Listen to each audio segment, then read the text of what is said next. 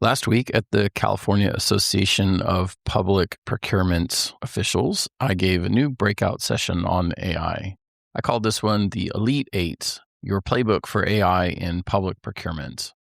I've given a couple of different speeches on AI in the last few years, generally focused on individual skill development. This was in a different direction than those speeches in that I was really more focused on the organizational characteristics. How do we move the needle on adoption of AI formally in state, local, and education?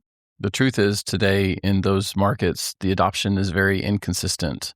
From talking to procurement officers every day, there's really no pattern. It's either finding its way quietly into tools, or individual use is tolerated, but without sufficient guardrails or organizational oversight. And I do believe that procurement has great opportunity to lead through influence or lead without authority by making the case for the efficiency that can be gained on arming our staff with AI teammates and teaching them the skills on how to make use of these tools, and that procurement itself has a lot of repetitive tasks that are prime for innovation pilots.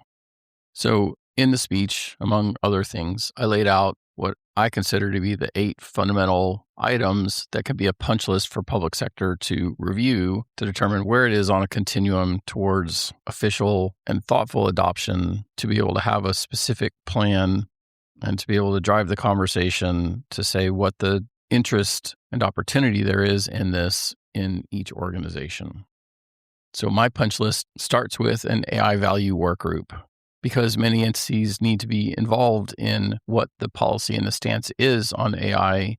Can be very scattered between IT, legal, business units, and other key oversight participants. Create a working group to establish what are the use cases, how will we drive to consistent engagements, and what does success mean? Second is an acceptable use policy, which establishes clarity for the organization on when and how AI can be used, what are the requirements, restrictions, and obligations, and without it, there will never be consistent progress. In some of the early speeches I did on this topic, I showed how I created what I consider to be a state-of-the-art template for acceptable use, and I continue to think it's as fresh as the day I made it, and so I have generally released that. If you're interested in that, I'm happy to provide it to you. Third is a baseline technology standard. There needs to be some unifying place where AI is primarily executed and in a safe sandbox environment so that staff knows that they're within the acceptable use policy. The normal concerns about AI, which is concerns about training and security, etc., those are all addressed through committing to that piece of infrastructure. Fourth, staff training and practical upskilling with that sandbox, the ability to invest in core AI literacy and encouraging the staff to use it to develop skills while they are learning to go faster, and really leaning into the AI as a teammate, not a tool mentality. Fifth is taking some of that knowledge to embed best practices into our procurement events on what we're going to say is or isn't allowed by our vendors on the use of AI.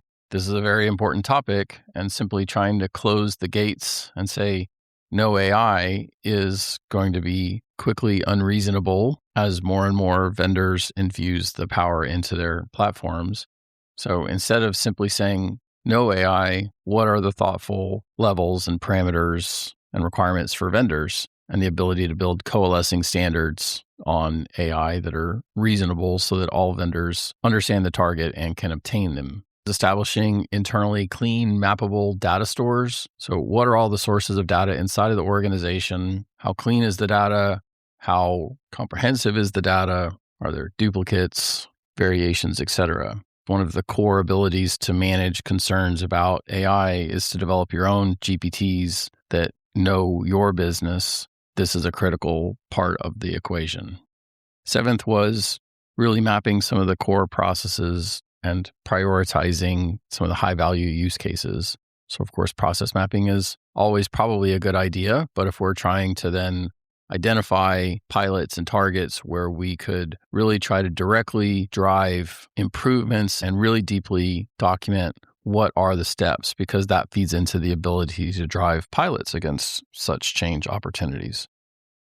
And then eighth and finally, creating a small dedicated pilot team.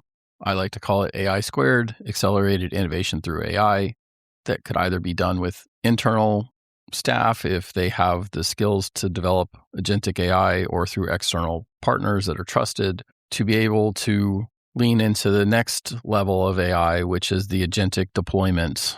Agentic means the ability of AI to take several steps autonomously against some of those process maps and then check in with their human partner on where they got to. So these are beyond simply using the sandbox, but great ways to show direct outcomes that will inspire more work. So those to me are the 8 fundamentals any organization could map for themselves. Have they accomplished these things? Is it on the list? And how do you actually make it real?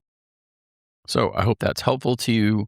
I've used it to explain a thought process to our clients and found it to be valuable, and happy to put it in the public domain to drive some additional growth and conversation, and happy to talk with you about it if this is an area that you are working on. Let me know what you thought. Hi, it's Dustin Lanier. Thanks for listening. Please find me on LinkedIn for original public sector operations content every week. And please reach out to me if I and my team of procurement professionals at Civic Initiatives can help you be a public procurement change agent.